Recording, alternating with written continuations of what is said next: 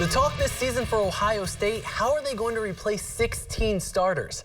But with great recruits and Urban Meyer at the helm, the Buckeyes should be just fine. To Columbus we go. Urban Meyer led Ohio State into action for the annual Scarlet and Gray game. OSU set a national record with 100,189 fans in attendance. It's a 3-0 game in the second quarter, and the Gray defense delivers the first touchdown of the game. Malik Hooker picks off JT Barrett's pass. He cuts back across the field and houses an 82-yard pick six. Look at that boy run. The Gray squad leads 7-3. Minutes later, they're back on offense. Joe Burrow floats one over everybody and into the hands of Torrance Gibson. The 18-yard touchdown makes it 14-3 Gray squad. Then Burrow goes back to Gibson. This time with a shovel pass deep in the red zone. Gibson walks it in from 2 yards out to make it 21-3 Gray team. The Scarlet fight back. Mike Weber grabs one of his 2 touchdowns in the game just before the first half ended.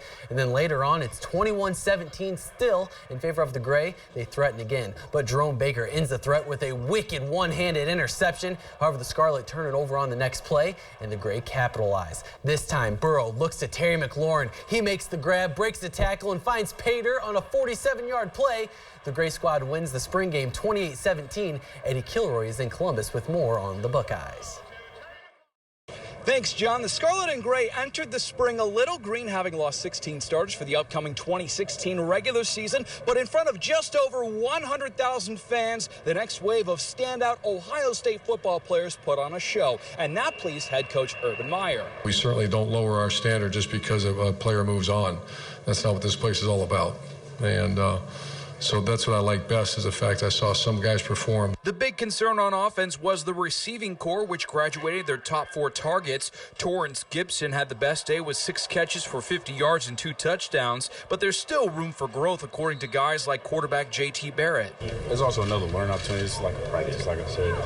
So with those guys, being able to see, and there were some reads that I messed up on, of course. There's some things I could have taken that were open instead of trying to go for the big shot, but there's always something you can learn. I think it just be able to see that on film for a lot of those young guys and be able to see, like, hey, you need to be here, and same thing with linemen. Well, this is what you need to do here and this and that, so you're able to see that. The defense also showed flashes with 4 interceptions and 6 sacks.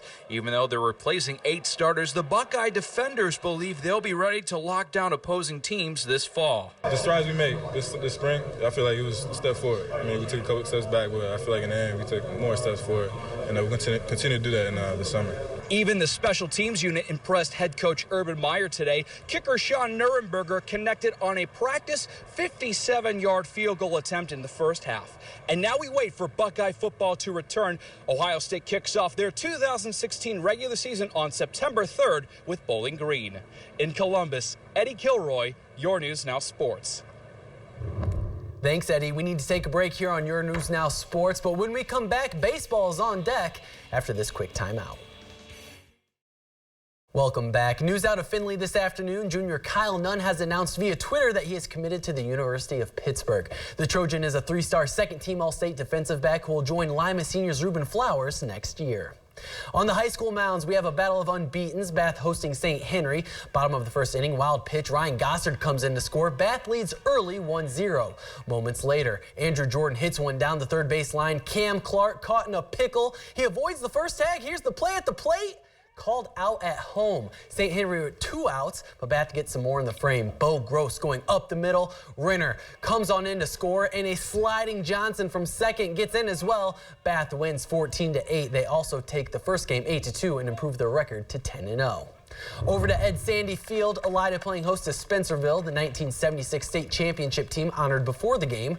Spencerville's Hunter French on the hill. He gets Bulldogs swinging to end the inning. Scoreless until the bottom of the second. Scott McDonald, line drive up the middle. Cade Parker adds a run on the board, and Elida is up 3-0 at this point. Moments later, Owen Anderson singles to left. Riley Bartle scores on the hit, and so does a hustling Austin Morrison. Look at him just go. Elida hangs 6 in the second inning. They win game 1 11-1. Spencerville takes game 2 11-9. And rounding out our high school baseball action, the second game of a triangular at Joe Bowers Field between Van Wert and Toledo Rogers.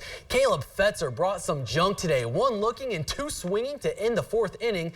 The junior righty with 7 Ks at this point, and he's back at it again in the 5th. They call those Louisiana fastballs because they went right by you. Fetz with 10 strikeouts on the day. Van Wert crushes Rogers 14-1 in 5 innings. The girls' turn. Bath also hosting a triangular with Archbold and Findlay. This game against Archbold in the 5th. Abby Kozart on the mound. This one gets away from her, and we have another pickle in Bath. Kozart to Heidi Craddock.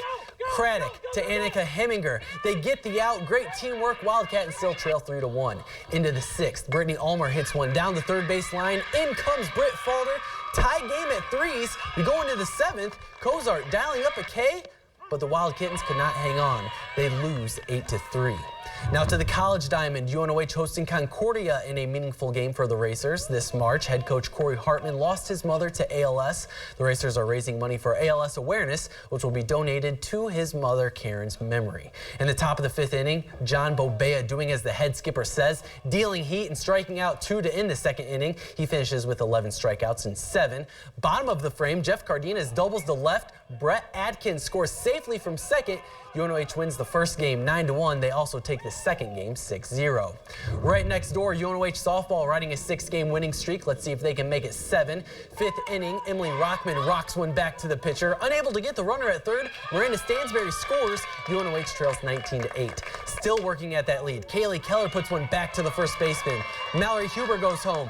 Allison Brickle on her high horse as well. Racers get 2 more runs, but that would be it. Racers lose 19-10. They also lose the 2nd game 10-9.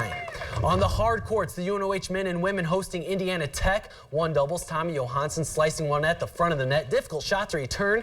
They take the match 8-4. 2 doubles, Theo Bowden with a powerful forehand into the backcourt, but they drop the match 8-6. Now on to girls 2 doubles. Raquel Marquez with a striking forehand into the backcourt as well. The Racer duo wins 8-4. And in 1 doubles, it's Kate Bondarenko attacking the front of the net, smashing one into her opponent. They win 8-4. Racers women sweep all the doubles and singles matches, winning 9-0. The men also win in good fashion 8-1. Finishing in the major leagues, Reds trying to avoid dropping their 5th straight. Top of the 9th, Reds up 8-6. Jay Bruce sends one for a ride. Wham, bam, thank you, ma'am. Reds jump ahead 9-6, but this one isn't over. You know the old saying, moss doesn't grow on a rolling stone. Well, it sure can't grow on a 3-run blast from Brandon Moss either. Redbirds draw within 1. The tying run at the plate, looking for big bucks, whammy. He pops straight up.